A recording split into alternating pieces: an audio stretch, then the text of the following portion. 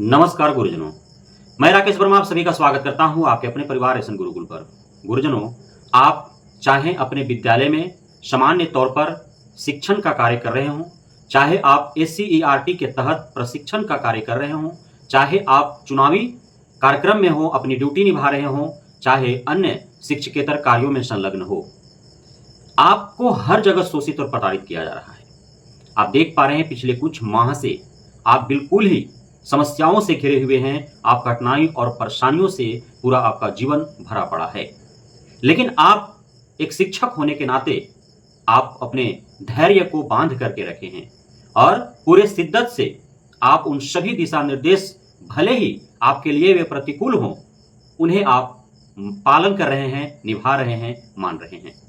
लेकिन शिक्षा विभाग के अपर मुख्य सचिव हों या फिर एससीईआरटी के निदेशक हों या फिर निर्वाचन आयोग हो या बीएसईबी के चेयरमैन हो, सभी सिर्फ और सिर्फ आपका शोषण कर रहे हैं, आपको परेशान कर रहे हैं, आपको प्रताड़ित कर रहे हैं।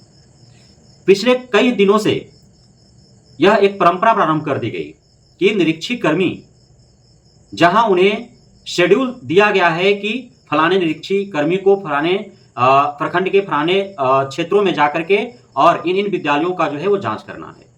यदि जिस दिन वो जिस क्षेत्र में जांच करने जाते हैं और जितने विद्यालयों का वो जांच करते हैं, यदि उन विद्यालयों में से कोई भी शिक्षक शिक्षिका अनुपस्थित नहीं पाए जाते हैं, लेट लतीफ नहीं पाए जाते हैं, तो वे मजबूर हो जाएंगे कि किसी भी शिक्षक शिक्षिका पर वो कार्रवाई नहीं करेंगे।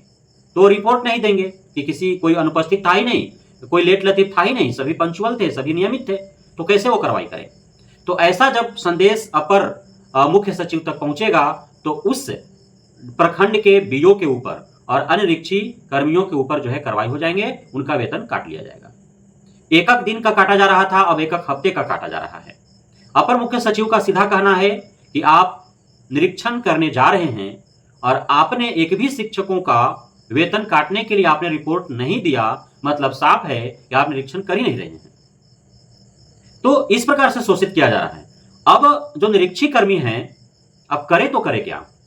यदि वे अनुपस्थित पाए ही नहीं किसी शिक्षक शिक्षिकाओं का, तो वे कैसे अनुपस्थिति जो है वो आगे फॉरवर्ड कर दे कि हाँ हमने गया इन विद्यालयों में, यहाँ के शिक्षक जो है वे अनुपस्थित थे या फिर इतने लेट थे, तो उन पे कार्रवाई करें। अब वे ऐसा नहीं करते हैं तो उन पे कार्रवाई हो जाएगी। अब वे खुद को कार्रवाई से बचाने के लिए कि उनका वेतन ना काटा जाए, तो वे क्या कर रहे हैं कि अब उपस्थित शिक्षक शिक्षिकाओं का ही वेतन काटने के लिए रिपोर्ट दर्ज करा दे रहे हैं। तो इस प्रकार के खेल चल रहे हैं। तो इस चक्की में कौन पीस रहा है? शिक्षक शिक्षिका पीस रहे हैं। अब जो है सक्षमता परीक्षा, जो बीएसईबी के अध्यक्ष आनंद किशोर जी ने जो शेड्यूल जारी किया, उसमें मैंने आपको पिछले वीडियो में बताया कि 20 मई और 25 मई दोनों तिथियों को जो है वो सक्षमता परीक्षा अभी आयोजित होने हैं, उसके इर्द गिर्द आयोजित होने हैं और उसी समय जो है 5वां और 6ठा चरण भी है आम निर्वाचन का। तो चूंकि आप सभी को ज्ञात है कि जो नियोजित या नियमित शिक्षक हैं वो भारी तादाद में इलेक्शन ड्यूटी में लगे हुए हैं। अब ऐसे हजारों की संख्या में शिक्षक शिक्षिकाएं हैं जो इलेक्शन ड्यूटी में हैं और उनका उस इलेक्शन ड्यूटी के दरमियान सक्षमता परीक्षा भी है, जिन्होंने एडमिट कार्ड डाउनलोड किया। तो अब वो कैसे सक्षमता परीक्षा देंगे? यदि सक्षमता परीक्षा देने जाते हैं, चुनावी ड्यूटी को छोड़ देते हैं, तो निर्वाचन आयोग का कार्रवाई कर देगा, शिक्षा विभाग कार्रवाई कर देगा। और यदि इलेक्शन ड्यूटी को निभाते हैं और सक्षमता परीक्षा छोड़ देते हैं, तो फिर उनका जिंदगी से खिलवाड़ हो जाएगा। तो आखिर करे तो करे क्या? तो समस्या तो है। अब आप सभी को ज्ञात है कि पूरे साल जो है वो 6 दिवसीय एफएलएन ट्रेनिंग नियोजित शिक्षकों का होते रहता है।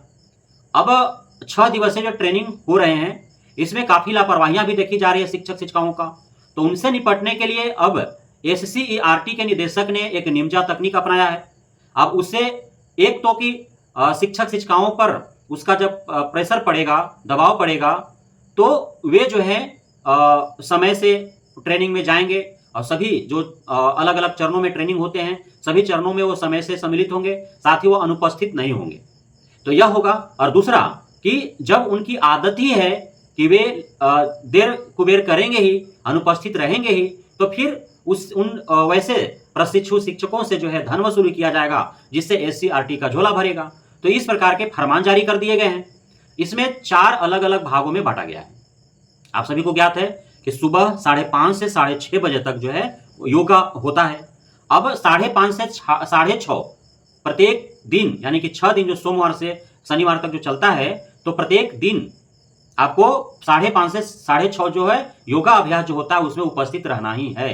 यदि उसमें अनुपस्थित हो जाते हैं तो आपको 500 रुपये फाइन देना पड़ेगा। उसके बाद 6:30 से 8:30 जो है वो गैप रहता है, आप जाकर के स्नानम ध्यानम करंती एंड खाना खयंती, उसके बाद फिर 8:30 बजे अवंती। तो 8:30 से 9:30 जो है वो प्रार्थना सभा आयोजित होता है। तो 8:30 से 9:30 यदि कोई अनुपस्थित रह जाता है तो 500 रुपये। 2 चरण हो गए, योगा में आप सम्मिलित नहीं हुए तो 500, प्रार्थना सभा में आप सम्मिलित नहीं हुए तो 500। उसके बाद 9:30 से 7:30 बजे शाम तक वो क्या चलता है, पूरा ट्रेनिंग चलता है। उस दरमियान यदि कोई अनुपस्थित हो गया तो 1000 रुपये फाइन। फिर 7:30 बजे से सुबह 5:30 बजे तक, तो उस समय आपको कहाँ रहना है, आपका चूंकि आवासीय ट्रेनिंग है तो आपको आवास में रहना है। अब वहां कोई अनुपस्थित पाया गया, रात बिरात यदि कहीं चला गया दूसरे जगह पे, तो उसके लिए भी 1000 रुपये। अर्थात 24 घंटे यदि आप अनुपस्थित पाए गए तो आपको 3000 रुपये देना होगा। 500 योगाभ्यास का, 500 प्रार्थना सभा का, 1000 पूरे 10 घंटा के ट्रेनिंग का, और पुनः जो है 1000 रुपये आपको अगले 10 घंटा जो आपको रात्रि विश्राम करना है, आवासान जो है आपका हॉस्टल में, तो उस हेतु आपको देने पड़ेंगे। तो 24 घंटे यदि आप अनुपस्थित पाए गए तो आपको 3000 रुपये देना पड़ेंगे। और यदि आप किसी एक विशेष सेशन में अनुपस्थित रहेंगे तो उस विशेष सेशन का जो चार्ज है वो आपको देना पड़ेगा। इस प्रकार से जुर्माना लगाया गया है। और ये SCERT के जो निदेशक हैं उनके द्वारा यह तय किया गया है। और जहां जहां भी FLN ट्रेनिंग चल रहे हैं उन सभी जगह के जो डाइट सेंटर हैं वहां से पत्र रिलीज किया गया है।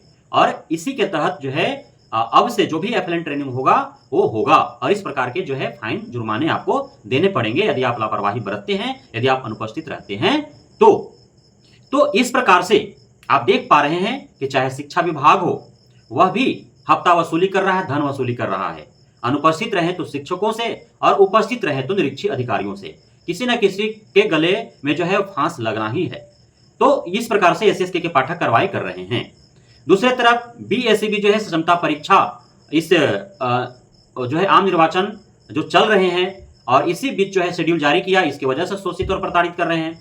और फिर SCRT जो है वह FLN ट्रेनिंग के तहत अनुपस्थित पाए जाने लापरवाही बरतने वाले शिक्षक शिक्षिकाओं को जो है वह 24 घंटे के अंदर 3000 रुपये तक का जो है जुर्माना लगाने का पत्र जारी कर दिया गया है।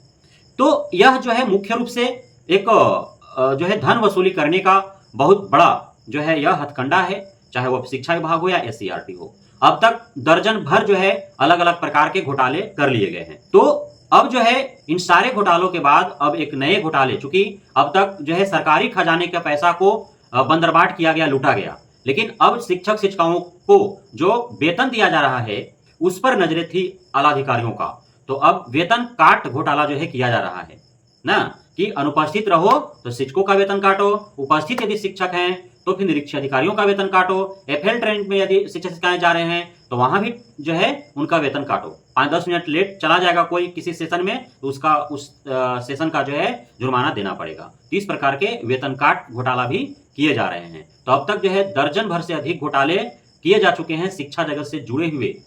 तो बहुत बहुत धन्यवाद आप सभी साथियों का, नवनियुक्त शिक्षकों का, गुरुजनों का हमारे साथ जुड़े रहने के लिए, बढ़ने के लिए, मित्रकार देने के लिए, हम पे भरोसा बनाए रखने के लिए। जय हिंद।